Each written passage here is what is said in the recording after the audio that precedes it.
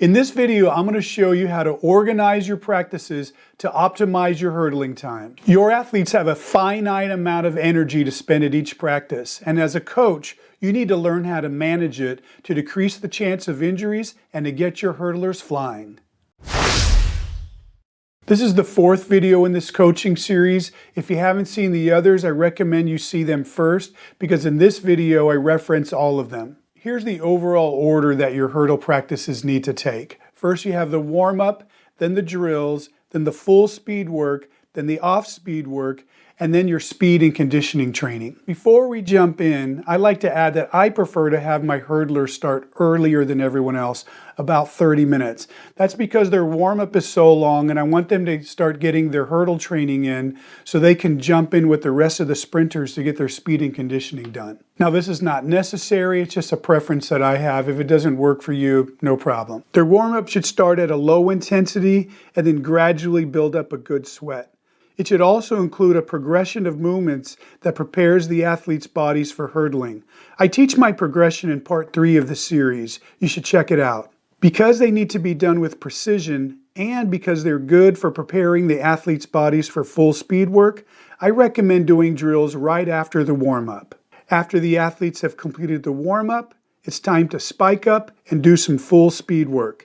It's best to do this type of work early in the session before the athletes get fatigued, and I recommend limiting the repetitions to a minimum. This is where I think a lot of hurdling coaches make a mistake, because full speed hurdling is so tough on the body, and because as fatigue sets in, it starts to affect the steps and the technique, I recommend keeping the repetitions low. Depending on the time of the season and your goals for the workout, you may want to do more hurdle training than what I just recommended.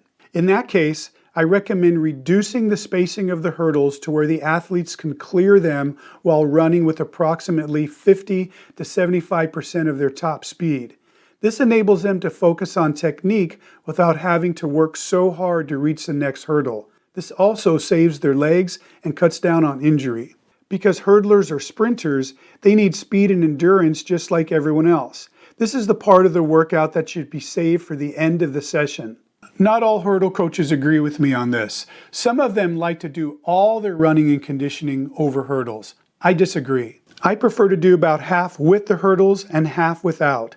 I think the quality of the speed work is better without hurdles and it decreases the potential of stuttering, which can become psychological. I prefer to have my athletes join the other sprinters for the second half of their workout.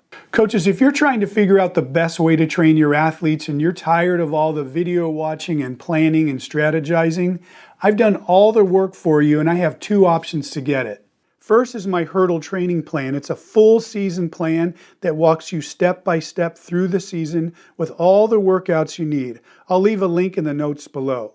The other option is with my new learning community I'm calling Team ACE. It's very unique. You could also check that link in the notes below. I hope this helps. If you want to learn more about hurdling and hurdle coaching, I have lots more links below. And as always, you can go to my website at acemethodcoaching.com.